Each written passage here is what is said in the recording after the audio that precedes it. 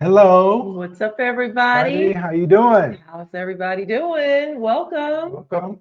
Welcome to our live. It's the first of the month, and every first of the month, we go live. I'm Angela, and Lamar.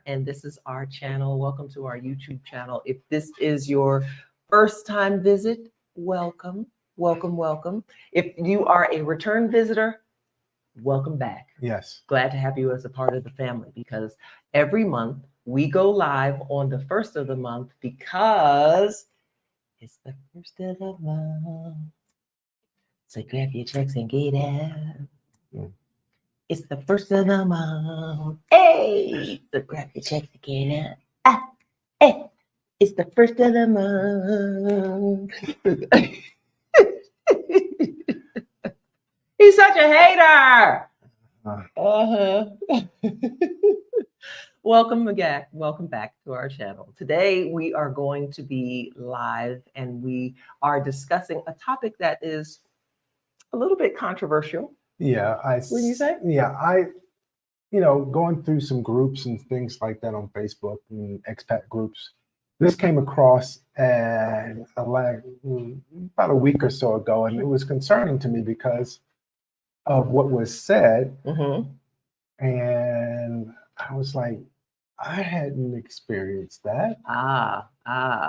If you have clicked our channel and clicked the title of this video, the question that we're going to be asking is, do Mexicans really like black people? Black people? Yeah.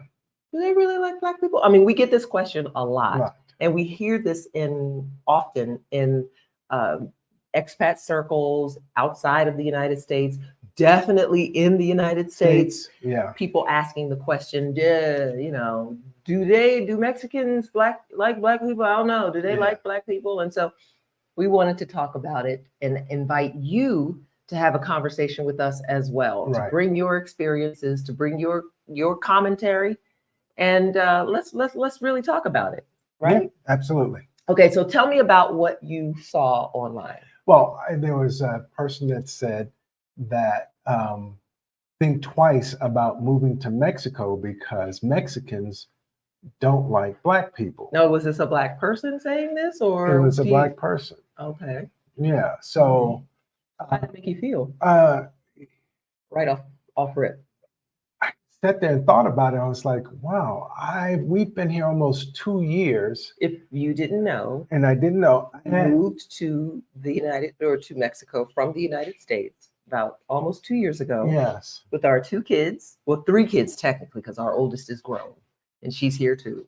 Our 3 kids and our 2 dogs. Right. And we left everything behind and are experiencing the beauty of Mexican culture. Yes. Living here as residents. Yes.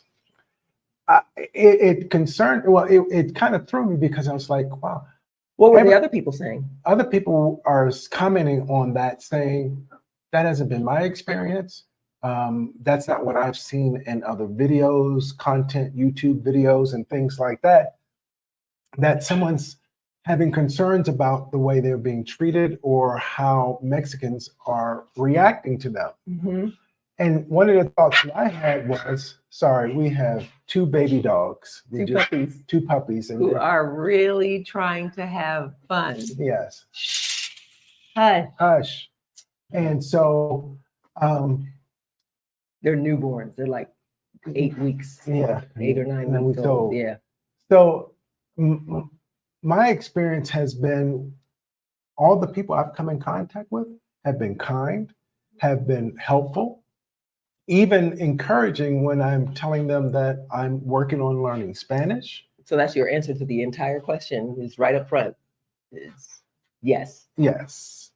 That you don't have that as your experience. No, I don't. Mm-hmm. But I can see how some people would form those biases and come to Mexico with varying opinions. So first of all, disclaimer, this is our opinion. Yes. Based upon our interaction and experiences living here in the heart of Mexico for 2 years. This is our interactions with all of the Mexican that we have encountered, and even people who have come in our circles through various social media challenge or social media platforms and things of that nature. Right. So this is just Our opinion. opinion. Yes, absolutely. Our opinion and my experience. And Right. I try to carry myself in a way my parents raised me, to be kind, to be the Christian man that my parents Right. raised me to be, and to be respectful. True. True. You said respectful. Now that brings me to another disclaimer. This is based upon our experiences, not having traveled all over Mexico either. We've been to certain areas of Mexico, definitely some of the more touristy spots like Puerto Vallarta and Cancun, those more popular areas. San Miguel de Allende, Mexico City. Those are all very large cities that are very populated with many expats. Right. So we'll also issue that as a disclaimer as well. We have not been to some of the other more just the very Mexican areas of Mexico Oaxaca, that a lot of people who are tourists don't go to. So right. we want to offer that as a disclaimer too. Oh, we got some folks in the house. There goes our girl Katrina. Hey, Katrina. Hey, girl. Hey, good to see you online. Good to see you online. Okay, so that Facebook post that you saw and the comment that you saw that the person was making, the person was Black. You said you didn't feel like you had that experience. How do you think, or why do you think it is that they're coming away with that impression that Mexicans don't like Black people? That's a good question, because interaction with people is predicated on, for me, what you give. Okay, true. So what I give and my expression, smile, not coming off as entitled or having some the E word. Yeah, well, and so I don't carry myself in that way. Yeah. I carry myself as a human being amongst other human beings. The only difference is that language, maybe appearance a little bit, right? But I carry myself as a human being. So whenever I go into any of the grocery stores or So you're saying the people that want to carry themselves as a human being? No, they do. No, what I'm saying is that for me, what I bring to the mix is what I'm talking about, not the other people. What I bring to the mix. This has nothing to do with other people. Other people are being who they're going to be. I'm carrying myself and giving the input of myself and being mindful of what am I bringing into this short-term relationship interaction with someone. And I don't think that I come off to people as disrespectful or presuming that I'm better or anything like that. I'm just being Lamar out there, and doing my thing. Now that's a good point, and I think, to me, I think that I can see how there are two sides to this. First of all, there are two sides to this. First of all, as African Americans coming from the United States, I can see how we bring with us our trauma. Yeah. Let me just put it where the goats can get it. Right. We bring with us our trauma. If you've lived any amount of time in the United States, you have experienced trauma. For sure. Racial trauma, the trauma of many of us, the trauma of poverty. We're bringing to the table a lot of the issues and microaggressions that we've had to deal with, put up with, endure for years. And so when we tend to be a little bit more, I would say, sensitive. Yeah. Tend to be a little bit more sensitive or hypersensitive to stuff that we know is coded language or language that feels very microaggression-y. We know what time it is, because many of us have worked and had to do code switching at work and have had to be one way and to be accepted by the general society, and then another to just be relaxed and in your own space and environment. So we know when we are coming into a space and the vibe is not right. So we tend to, I feel, be a little bit more sensitive Right. or hypersensitive to what we might perceive as a microaggression. Now, that having been said, some of us can be a little oversensitive and because our guard is up Right. and we're coming into it with our dukes up. We ready to box. Right. What you say? Right. You what? You know, it's like, oh wow. We were at church yesterday, Right. and one of the beautiful women in our church, very lovely person, she's a white woman, saw my hair in my braids, you know, and she was very curious, and I could see she immediately was going to go start reaching to touch my hair. Right. Now, I happened to be sitting talking to another Black woman who was like, oh, I know she is not, you know. It was hilarious. It was absolutely hilarious. And I didn't have any offense to it. I didn't take offense to it because, you know, I know it's coming. Yeah. You're curious. You want to know how it feels. You don't know. You've never had braids before. You don't even know what is that? How is it so long when it, you know, just the other day your hair was not that long? How do you do that? That type of thing.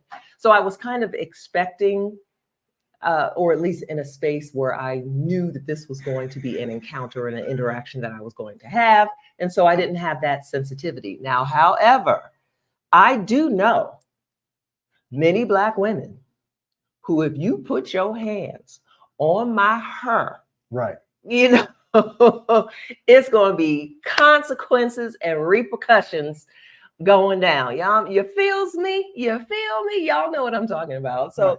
There's just a general sense that you just don't do that. You just don't do that. Now, if I were one of those type of Black women, that encounter would have gone terribly. Sure. And I would have maybe said something to this woman to put her in her place, to put her in check, because you don't be touching a Black woman's hair, right, and all this kind of stuff. So it kind of, it really, like you were saying, what you bring to the table, right, on it. I used it as just a teaching experience, a learning experience to teach her about, oh yeah, this is extensions. Yeah, this is not my real hair, child. Please, I just how I go from here to here. I mean, really, right.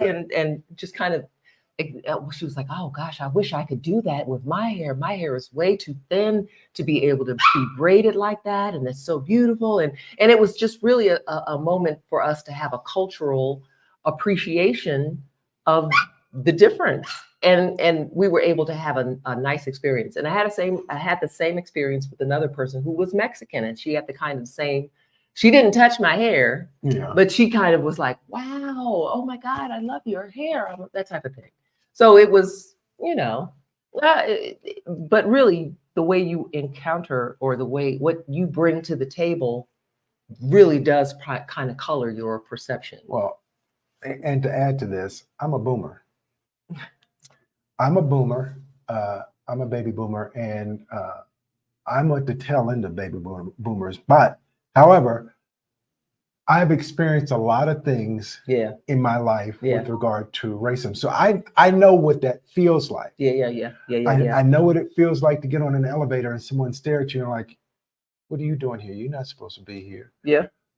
Walking into the old purse grab switch. Oh, I many times walking into Crystal City Underground. Yeah.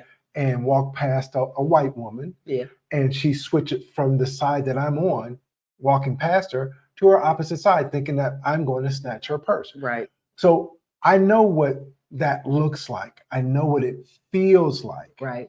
And I wonder how much of that is also what what Mexicans have received in terms of the propaganda of about Black people. That all Black, I mean, because if we were getting the message in the United States all that Mexicans are rapists, prostitutes, they're bringing crime, they're bringing drugs. And all that kind of stuff that the orange person said. If they're getting the message that all of them are a part of the cartel and that it's all drugs and all this kind of stuff, what are they getting about us? Right. That equally is not true. True. Yeah. And so, but that with saying that, it's part, I know what it feels like. Mhm. I haven't felt that here. I don't get those stares and looked at when I'm on an elevator. You don't get the stares. You get the stares because I get the stares. she gets the stares because she's tall and beautiful. Aw. And especially from the little girls who kind of stand there and do the, Yeah. and they with not just like they do, Yeah, they really do. Their mouth drops because and they Angela is over 6 feet, Yeah. and so it really throws the little girls. However, Mexicans are for the most part really short. yeah, A lot of they're the Mexicans are tiny, very petite short little- people. yeah, but I don't get the stares that I would have gotten in the United States from a white individual in the elevator looking at you like you had 3 heads That's and true. you're not supposed to be here. Right. That's So, true. That's true. I don't get that. We don't get I that. don't get that kind of vibe from Mexican folk. They're great people. Yeah. I have nothing but respect. The hustle, and I've talked about this before. They work hard. Yeah. And in any society, there are people who are not on the up and up. That's everywhere. But for the most part, they're excellent people. Yeah. So I, mean, we- have no problem. No with beef. it. No I have beef. no beef with No. with most Neighbors are most great Mexican here people. where we live. Salt of the earth, really great. Helpful. So this But I definitely can see yeah, how Mexican people can feel a way about, I wouldn't necessarily say about Black people, but it's it's more more the melanin deficient, yes, the people who come here to their country and carry with them a very much privileged sense of entitlement. yes, And I see it, Yeah. and I'm like, ooh, Yeah. really? Do you have to act like that? And it doesn't necessarily it's not always just those rude Americans. It's Canadians. yes, It's Australians. yeah. It's people from England. from Great Britain. Yeah, I see it a lot in terms of how they, and especially in the tourist areas, Yeah, how they kind of bring a air of entitlement, like, oh, you right. kind of, it's just, it's not cute. And I No. can see how they might feel a way Right. about Americans or just foreigners moving into their space and treating them like garbage. Yeah. There are some other places where we've been, in particular when we were in Puerto Vallarta, and just enjoying. Now, mind you, Puerto Vallarta is very much a touristy beach place. So you're going to have tourists Lots. from all over. Cancun, same thing. Yes. And so you see that they're, of course, you're going to find in places like that where, now mind you, Mexico is a Spanish-speaking country, but it felt like in those areas that Mexicans went out of their way, bent over backwards to try to accommodate themselves or to twist themselves to the pleasures of English-speaking persons, where instead of, you are here in Right. our country, get with it, Well, I mean, if you look at it from reverse in the United States, it's like you're in the United States. You need to speak English. Yeah. Yeah. It's the rudeness and the presumption that I have an upper hand over you, Yeah. and they bring that here, Yeah. and it's Unfortunately. not cute. And you don't treat people like that. That's why I'm making every effort to learn Spanish, Mhm. because this This is their country. it's their country. It's What? I mean, if we were in the United States, the very first thing I hear from some folks talking about folks who come to our country is, you need to learn English. Okay, well, you're in Mexico. You need to learn Spanish. right. And Exactly. so we need to do that. Yeah, and we're learning Spanish. Yes. So yeah, yeah. The friends that I've made, the people I've been come in contact with, Mhm.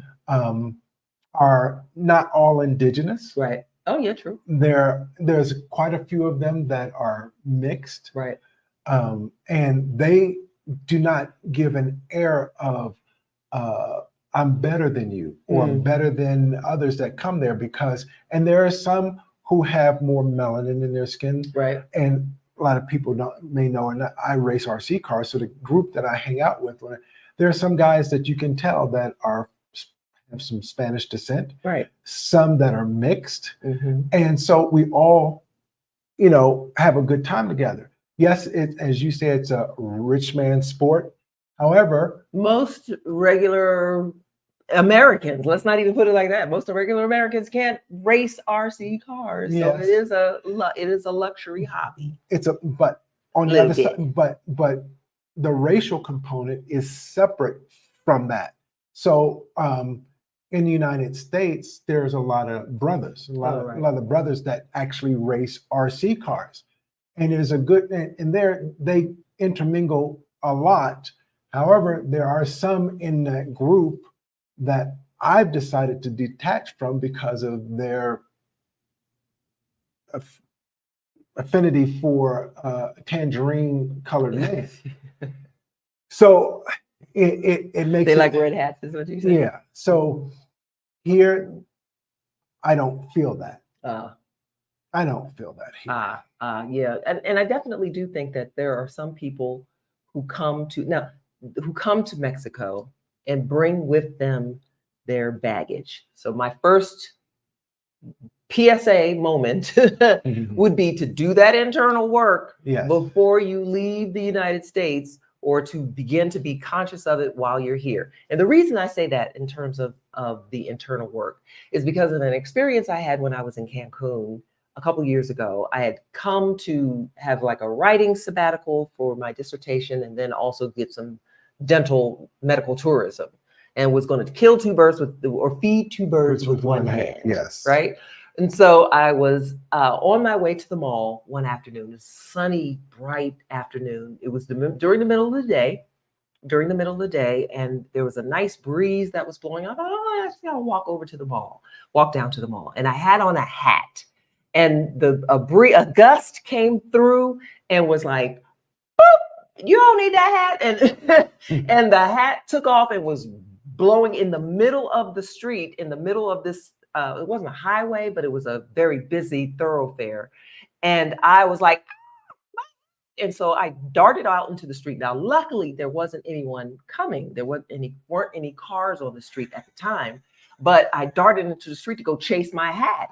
And next thing I knew, I heard a woo, and I was like, oh snap! And I see this big militia type military truck pull up, and it's got the police symbol on it, and these guys in this big military garb, and they've got the big rifle with the look like an AK-47, 50, whatever number, semi-automatic weapon. Semi-automatic rifle, and they've got all this military gear, and they pull up, and I'm like, oh snap, I'm in trouble, because I just darted out in the middle of the street, and I just kind of froze. And the next thing you know, he jumps down from the truck. He runs and gets my hat. He runs it to me and is like, he hands me my hat back. And I'm standing there frozen. I felt my entire body tense up, like, oh, I'm in trouble. It's the police. I'm in trouble. But he handed me my hat back. He asked me in Spanish did I need anything? Am I lost? Did I know where I'm going? And I said, no, I'm going to the mall. He was like, okay, have a nice day. And he hopped back on the truck, and they went on about their business. But I stood there literally frozen and shaking because of my past experiences with the police in the United States. And I know, as well as I do, sometimes this can go left. It can go very left. A routine traffic stop may end your life. Yes. You know what I'm saying? So we carry with us a certain level of baggage that we bring in terms of healing that has to be done. And I recognized right after that experience that, wow, I've got some healing that I need to do because of the trauma that I experienced living in the United States. And so over the last 2 years, I just recently felt very comfortable in the car heard the sirens, and I'm driving along, heard the sirens, and just kind of moved over, like, oh, he's not coming to get me. Moved over, and he kept on going. And I recognized that, oh, wow, I didn't have that immediate, oh, police. Check my rear view mirror, check my side mirrors. What's my speed? Did I just make a signal? What, did I miss a sign? All those kinds of things that I normally would have felt living in the United States. So there's some, for me, there's some healing that has to be done for us as Black people, for African Americans particularly, that we need to actually come to terms with, because we have experienced trauma. Sure. Living in the United States. Oh, yeah. And it has not been a very friendly experience for us, for a lot of us. For some, they may say, well, you know, I didn't have that problem. Okay, that was wonderful for you. Right. However, howsoever, for a lot of us, we have not had that same experience, having to fight for everything. And if you're a Black woman, you know what I mean. Having to fight for everything, having to be included, having the feeling of you experiencing a racial moment, but then being gaslit behind it. You're not, that's not racism. Oh, no, that's not racism. You're not being discriminated against. No, it's you. Oh, if anything, that's reverse discrimination. That, you know, those types of things. So we come to the table with our stuff. Yeah. And unfortunately, those are kind of some things that we need to work out alongside our brown brothers and sisters that we're trying to shimmy our way through. Oh my gosh, we got a lot of comments. Yeah. So digital nomads will come through.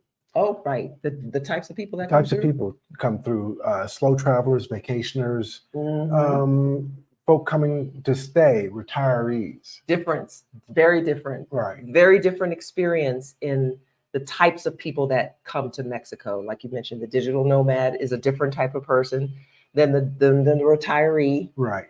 That's who's a different type of person than those persons who are just coming to be a snowbird. Right. Who come for half of the year and then go back to their colder climate areas for another part of the year. That's a whole different mindset, a whole different community. Those persons who, like you said, slow travel, who like to bop around from place to place and aren't planning to really put down any roots here, but, you know, come through the community, though that brings about a whole different mindset to the conversation. Yeah. In terms of how you're received and treated by Mexican people. One of the things in the previous neighborhood where we lived, one of our neighbors explained to us that the Mexican people in the neighborhood who live there will not get close to or befriend you in that way because they know that you are only going to be there a short time. Right, right. So they have a different way of looking at you and say, okay, well, there's no point of me getting to know them. They only going to be here for a little bit. So. Right. But our interaction in one particular social event, people were really very nice, very nice, welcoming. It was at was it a holiday party? Oh no, it was just it was a get together. But they were fabulous shindig, by the way. Y'all are watching. It was fabulous. Yeah, it was really nice. And the people were very nice to us. We didn't get any kind of I didn't feel uncomfortable at all. Right. Not at all. The only reason that I was kind of is because of the language. Oh yeah. And if my Spanish was better, right, then it would not have been. Some of the folk there spoke English. Yeah. And their English was better than my Spanish. Yeah, right. So it was comforting, but I made them aware of the fact, hopefully the next time I see in the next year, my Spanish will be much better. Yes. And that I will be able to converse with them in their, home, their language. Yes. But I've never felt that way. Now, the interesting thing about that interaction was because you definitely saw some of the questions that they had were about stuff that they've seen or heard. I mean, propaganda works both ways, y'all. Propaganda works both ways. So they hear stuff about the United States and like, oh wow, really? Wow. And I'm like, no, it's not like that. No. No. What, everybody gets to have their own business and everybody gets to have like no. What I mean, everybody has the potential, I guess you could say, or the right to Yeah. own a business, but not everybody has the means to own a business, or Right. you know, the desire or gumption, or the I guess the, what do I want to say, the wealth inheritance to be able to just Right. start their own business and you know, stuff like that. Some people So, have gotten a head start. right, definitely. Some folk that have generational wealth stemming from plantations that their families have owned. Right, right. What? I'm not going to bite my But the tongue. propaganda works both ways, Yeah. because the impression that's been given a lot is that Mexico is this impoverished country that's Right. third world country. I hate that term. Yes. Third world country, that it's Well, all, then they try to be politically correct and say it's developing. that is the more politically correct word terminology, but I wouldn't even, It's developing. there are parts of Mexico that outdo the United States. Let me just put it where the goats can get it. Their infrastructure is better than ours. Their stuff is better than ours. Their road, their airport is, all that is better than ours. It just is. But you don't hear that, you don't see that. And then you also have right beside it, smack butt up against it, is the poverty that you would experience like we experience in the United States. Right. And so I was talking to a friend of mine and I was telling them about Flint, Michigan, and other parts of even Maryland, and places in Maryland where there's no running, where literally places in Maryland that have no running water, that there's no running water in these areas. And they're like, what? In the United States? I thought, yeah, no. Poverty exists in the United States. The United States likes to keep a hush on it. Right. But it definitely exists. there are hungry kids all throughout the United States that Absolutely. go hungry. They don't get breakfast, they don't get lunch, and they may get the only meal that they may get is at school. Is at school, right? Which is upsetting to hear that there are politicians on the right that want to pull those things away. Right. They want to take away the breakfast program or the free lunch program to help these kids, because that may be the only meal they get during the day. Parents working 2 and 3 jobs, so they come home and have to take care of themselves. So Mexicans think, that the United States is this country that has no problems. Running water. Oh, you have dirty water in multiple cities that have water that cannot be drank. No, you can't drink the water. You can't drink the water there because you have to boil the water. You have to drink bottled water. And they're like, oh, really? Wow, I didn't know that. Wow. Right. Again, it's that propaganda that's now, one of the things that surprised us a little bit when we first got here is to discover that one, because you hear they're trying to get into our country, that we have to seal the border, and we have to do all this border work or what have you, because the Mexicans are clamoring to get in here. First of all, that's not true. Not true.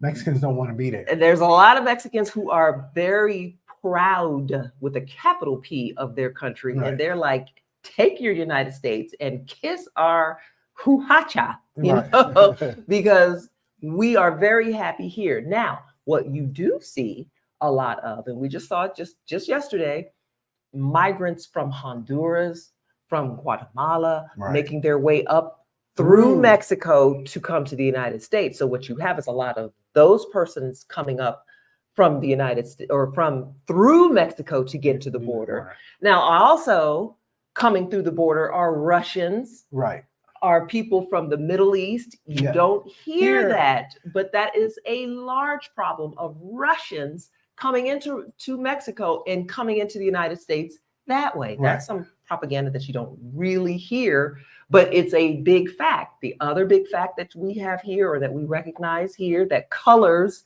Mexicans' opinions of perhaps Americans, is the gun issue that's Right. going on in the United States. A lot of Mexicans are like, if you could just do something about y'all's guns. Because the guns that are Please. here in Mexico, Yeah. are coming from the United States. They're being smuggled over. Yeah. I'll say it again, and I'll sing it from the mountaintops, which are around here. The only gun store here in this country is in Mexico City, Yeah. and it's in a military installation, and it takes an act of God Pretty much. to get a firearm here. So they're trying to keep a lid Lid on the on firearms, but the United States. Yeah.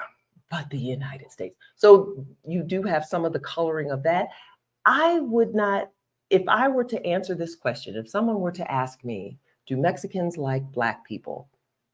I'd have to separate out the answer, Mhm. because I would not, as a general feeling, in my opinion, I have never had any person give me any issues or problem with the fact that I'm Black. Have never. As a matter of fact, I've got azúcar morena, all kinds of stuff like that. I've gotten mad love for that, Right. but I haven't gotten that treatment that I feel some of our other friends, the non-melanated kind, get. Right. Now, also, I've noticed that there's a privilege tax that gets extracted or dealt to the gringos Right.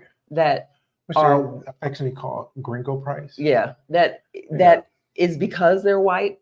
You're assuming, or Mexicans are assuming, that you must have some money, and I assume you can pay more. So therefore, the price goes up when they see these people come around. Now, if we keep our mouth shut, Yeah.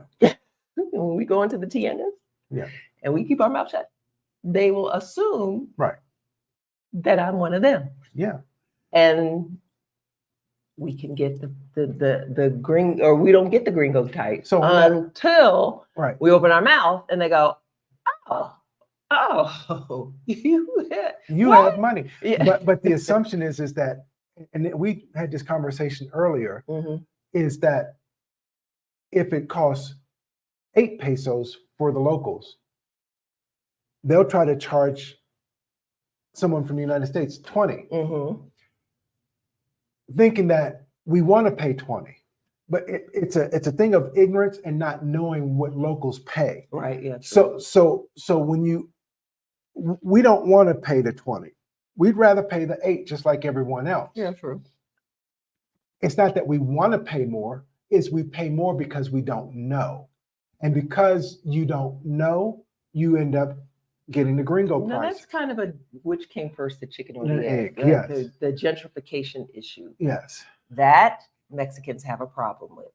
Is that a Black thing? No. It's a foreigner kind of thing that's affecting them in a big way, but it affects us in the United States too. We have the same problem. It's a matter of the haves and the have-nots. Nuts. The haves moving into an area where there are have-nots, and now the price suddenly goes up. Now, who's raising the price? Are the haves raising the price, or the have-nots raising the price that they're serving to the haves? Right. Because, which comes first, the chicken or the egg? Right. The comment comes up, and this is because people from the United States are coming here, Yeah. rent prices and things like that, because we don't know. Right. So it comes out as, well, the foreigners, the expats that are coming here are causing the prices to go up. Wait, hold on, time out. What came first, the chicken or the egg? True. In order for me to have to pay more, someone would have to ask for more. Yeah. Right. Bill? And on the other side, I would have to be knowledgeable of the fact that, wait a minute, hold up. You don't Jose charge and Jose. Jesus Yeah. over here don't pay that. So why are you charging me that? But it's about knowledge. It's about, And sometimes they'll just go ahead and pay it because they're for a myriad of reasons. I heard Right. one of the expats tell me once, well, I know they're charging me more, but I'm assuming the money will help them. So I just go ahead and don't say anything Mm. about the fact that this money, you're charging me more for it. It's still cheaper than what I could get back home. And if it helps you, great. You Right. know, ah, Yeah. yeah, but now the price has gone up and the local person can't afford to keep up with that new high price. Right. So, So it hurts the local person, which then breeds a sense of resentment right. because you came in here and caused it to be more difficult for me to afford certain things. True. And so then they look at, it's not a black white thing. It's like, you came in, you're messing up my game. Right. I'm doing okay. And now you came in here and just upset the apple cart. Right. And now I have to pay more. Now we've been blessed and have been somewhat fortunate to have some locals run some interference, and our daughter as well. She lives in Mexico City, so she has had some locals run interference for her in terms of securing housing. So that, because one place that she went on her own to find out to get an apartment, and they were trying to charge her like 30% more. And she went back to her friend who's Mexican, born in Mexico, born and raised, and was like, yeah, this is the price. And they're like, what? No, let me go let me go over here. And they, of course, offer him the gringo price or the non-gringo price. And she's like, oh, so she's like, wow, whoops, I almost got, you know, because of the whole, you know, oh, you probably could pay a little more. Right. Right. So that kind of thing breeds resentment and like, can y'all go back home? You're making it difficult for us here. But again, what came first, the chicken or the egg? Yeah. Someone had to ask. So there are people asking for prices for rental for homes that are astronomical, ridiculous. As an expat or someone who, you know, job or whatever you pay, I'm not going to pay, you know, 65, 70, 80,000 pesos a month to rent out. If I have that, I got options. I can do something else. Yeah. Because you're talking anywhere between $4,500 to $5,000, sometimes $6,000 a month, and I'm not doing that. Yeah. There's no way. Yeah. So no way. These are things that breed a sense of resentment for folk here, and it's not a black-white thing. So now the black-white thing, let me speak to this. There is a sense of colorism that does exist here.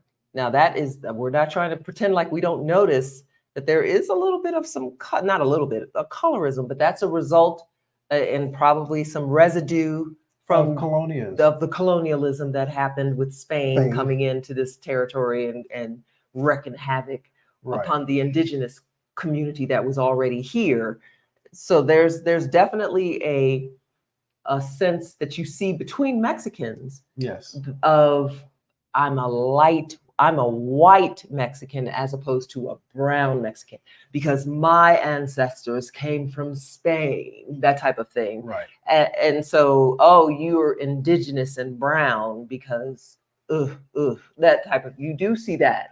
Yeah. You do see that a little bit, and especially some of the more higher end neighborhoods, more upscale neighborhoods, there's a little bit of a sense of that kind of thing. But even still, I still have not been treated badly because I was brown or beautiful brown, as the sun has done. They see you as what, Haitian? Well, yeah, people usually think I'm Haitian. Right. Go figure. But beyond that, the reason why I can get accepted in those circles is because they assume we have money. Right.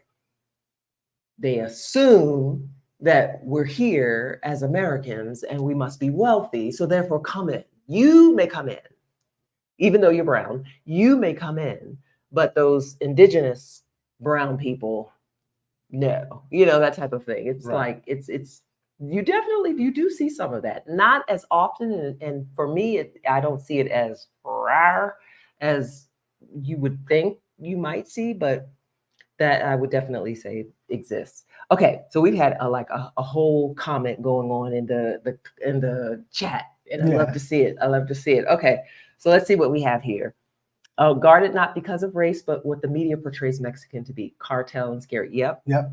So we are worried and thinking what they're really after, which could be further from their truth. That's true. Yeah. We don't walk in those circles. Yeah. I mean, I don't, and I wouldn't know someone part of the cartel if they were next door or walked in my path or Right. at the mall, whatever. Right. So it's not a issue for us. Yeah, there was a couple that had come to Cancun not long ago. An American couple had come to Cancun and got killed in Cancun. But it comes out later that one of the reasons they got caught up is because they were dealing in drugs or trying to score some big drug deal and all this kind of stuff. And that's how that went down. But it's Right. like, when you first hear it, the propaganda is like, oh my gosh, they're coming to kill us Americans. And it's like, well, wait, whoa. If you are doing dirt and involved, you're going to get dirty. Right. And if you're playing in the playpen, in the pig pen, you're going to get dirty. Yes. So we try to stay out of the pig pen. Absolutely. We definitely not try. We stay out. I mean, the spin that has put on, like we found out recently, a woman from Canada was true. killed that lived here in Querétaro At one point in time. At one point in time, but she was on her way back. And the way the story came across was that she was killed in Querétaro, Right. but she wasn't.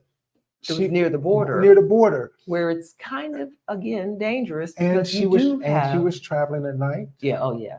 So Yeah. I wouldn't advise that. That part. There's just some general safety stuff. Now, listen, this would be my same advice if I was living in Chicago, in the Right. south side of Chicago, or in Southeast DC. These are the same advice, the same principles of safety that you Yes. carry in the United States. States. You need them here. I Right. mean, you don't just come to Mexico It's like and when leave my your cousin common told me, sense. he says, when you get on Crenshaw Boulevard in LA, don't cross over and do not wear blue or red. I mean, hello. Don't and be mindful of where you are over there. Right. So these are things that you need to know in any country, any city. Very true. There's a side of that city or whatever that may not be the best place to be at night. Right.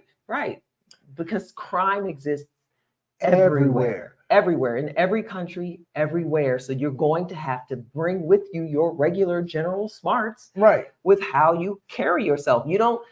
I would not walk down the middle of in some parts of the United States with my cell phone out, with my new whatever number out like that, and just kind of flippity with my purse hanging wide open and all this kind of stuff. You don't do that. That's just something you just do not do. No, not because at all. it's not very safe. So the expectation that I could come to Mexico or any city and act like I haven't a care in the world is ridiculous. It's foolish. Yeah, very foolish. It's foolish. So the things that we hear, the propaganda, the things like that about Mexicans, it couldn't be further from the truth. I mean, the way they talk about it in the United States, if you drove down 57 or you were on Calle Camalinas, I would expect to see prostitutes walking all up and down the street,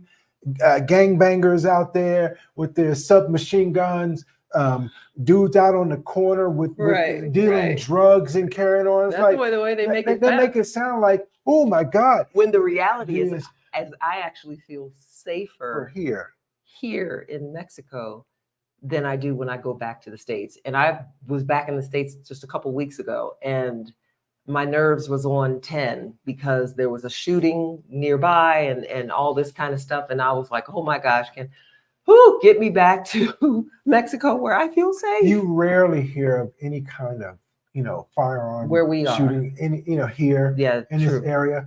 It's rare that you hear about something like that because, again, firearms are hard to get here. Now, again, the ones that are here are smuggled from the United States. Yeah. Okay, so we had a comment. Not that one. I'm sorry. How many times? Oh, talking about the whole cult. Now, yeah, there's some cultural differences too. Yeah. Some cultural things that we need to be aware of when you come to Mexico that you would need to be aware of if you went anywhere. So there's some general cultural things Yes. that aren't done. One of the things that I really appreciate when we came to Mexico, and I noticed straight off the bat, was how Mexicans care for their elderly. Yeah. I noticed that they have a strong cultural sense of respect for their elderly, and they take care of. And I just thought it was just so beautiful that you see it frequently. Yeah. Frequently, every time we go out, Yeah. We Especially see- around lunchtime, someone walking their walking abuela their or abuelo. walking their elderly parent, Right. or bringing them into the store and making sure they have a sense of caring for their elderly Elderly. that we don't have in the United States like that, and Right. and the cultural differences of just their appreciation of family. I noticed Yes. that a lot more here in Mexico. They have a strong family component. Yes. It's very strong here, and you could see that it's expected. And so when we're welcomed into someone's home, they really do kind of make you feel like family. Yes, they do. They just kind of take you in and just, you are now part of the family. Come on now, Yeah. and they're all hugged on you, and Yeah, you yeah. know that type of that type of thing. That's really nice. That's been very sweet Yeah. and very endearing to me. Yeah. All right. So there's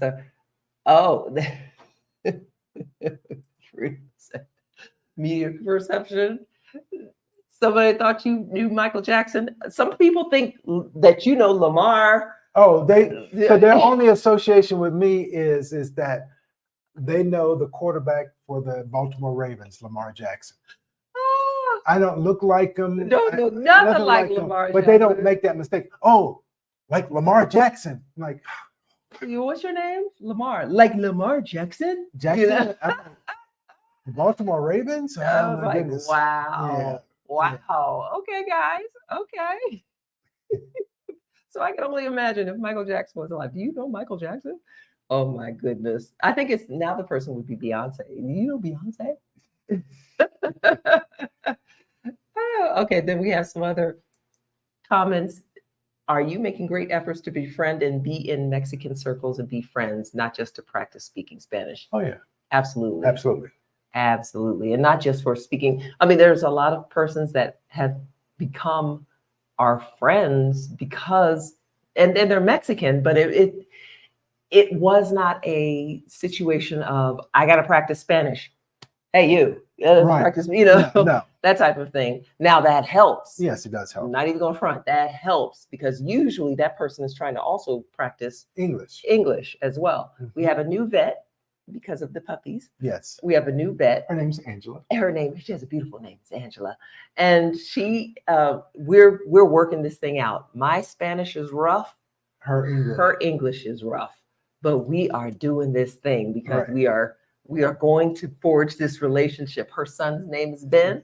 Our son's name is Ben. It's just that there's so many other types of similarities and coincidences that we have that it's just kind of like, she's going to be a good friend. Yeah. Okay, so we're going to work this language thing out. Yes. Yeah, because I like you. Yeah. I like you. Yeah. And some others. Emilio, the architect, a friend of ours as well. Pedro. Victor. Yeah. Victor. Yes. Well, there's Yeah. a lot of persons that we've become. I mean, I have a whole crew of guys that I race with that have become good friends. Right. Just that whole thing about, do you like black folk? I show up at a race. Oh, yeah.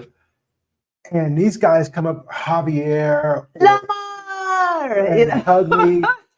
Memo comes up there and gives me a big hug, and it's good to see you. And they send me messages. Yeah. On Facebook, are you coming to the race? Yes, I'm coming. It'll be good to see you. Yeah. So every time. And they throw up in their arms and I like even our daughter in Mexico City has had the same experience with the people even across the street, or not across the street, across the hall from her apartment. Her cat was meowing. Vanessa had gone out for the day, and her cat was meowing, and so they have a key because they were taking care of her cat for her when we were in the States. And so they help her out by making sure, oh, the Manila was meowing. I had to, oh, Manila, that type of thing. But Mhm. they really do try to look out for you. They heard her coughing and wanted to bring her some cough syrup, and just a real sense of family, and Yes. just people who are looking out for one another, which can, again, we were talking about baggage. We bring our baggage like, what, you heard my cat, or you heard me coughing and you bought me some cough syrup. What kind of cough syrup is this? That type of thing. But no, it really was like, oh my gosh, Yeah. you okay? Yeah. Are you all right? I heard you coughing. Absolutely. Yeah, that type of thing. So it's a very, Yeah. there's a sense of community here. Our front gate was broken, and one of the neighbors was like, oh, your gate, your gate is broken. Right. And it's like, oh, you noticed. Okay. Oh, And he's thank looking you. out. Right. He's looking out to make sure everything is okay. Right. This is our experience, and this is our experience. Right. As we issued that disclaimer Very earlier. true. Very true. Our opinions are just, our experience, but I have yet to be treated in any other way except respectful and treated with absolute care. Right. This has been a great experience for me being here in Mexico. But I think at the end of the day, you will get out of it what you put into it. Absolutely. So if you are putting into the relationship of, I'm going to come in and I'm actually going to build community, I'm going to get to know people, I'm going to try to learn the language, I'm going to try to become a part, I'm going to go to the celebrations, learn about the celebrations. What is this for? Yes. I mean, if I had a dime for every Catholic holiday with fireworks, that gets celebrated, it gets loud around here. I would be a rich person. But then again, this is their culture, and that just made me dig in a little further. And back to the language thing, they appreciate. Let me make this clear: if you're trying, they appreciate it. They appreciate it. They appreciate the fact that you are making the effort to speak Spanish, and they will help you. Gabriella over at the Home Depot told me, she said, I will help you with your Spanish. Whenever I see you, I'll help you. If they see you trying, yes, they really do go out of their way to try to help. To try to help you explain. Because I find myself, and we've gotten better. We got to give ourselves pats on the back. Because when we first came, the Spanish was really bad. It was really rocky. It was almost non-existent, because when you get immersed into the culture, it's a whole different ball game. Yes. But as we have been here over the year and a half, the Spanish has gotten better. Now we can go to places and get around, open accounts by ourselves, that type of thing. But when they see you, and there are times that I'll be struggling, like, okay, what's the word? Okay, how do I say this? What's the, and they'll see, but they're still very patient. They'll work with you. Yeah. They'll work with you. So that's been, for us, being in Mexico has been a beautiful experience. Yes. So what say you, if you are watching this sometime in the future and you have a different experience, or if you co-sign, put that down in the chat. If you have not had a chance to, make sure, like the video, please. It would do us a lovely favor. Yes. And then also subscribe to the family if you haven't subscribed already. If you haven't subscribed already, we would love for you to be a part of our family. Yes. Here on our channel, we are focused on living life and having life abundantly. As it said in John 10:10 in the Bible, I have come that you have life and have life abundantly. And we were in search of what that means and what that looks like. Yep. So we want to bring for you here on our channel how to have an abundant life and all that means. So if you would find that interesting or want to come along with us on the journey to have an abundant life and do the thing and live the life, subscribe to our channel. Yes, this is a real adventure. It's a great adventure. It is. And it has been a great joy. It has. And it has been our pleasure to be with you. Thank you. You could be anywhere doing anything, but you chose to spend this time with us. So we thank you, thank you, Yes, thank you absolutely. for our first of the month. Muchas gracias. Muchas gracias. Adios. Adios.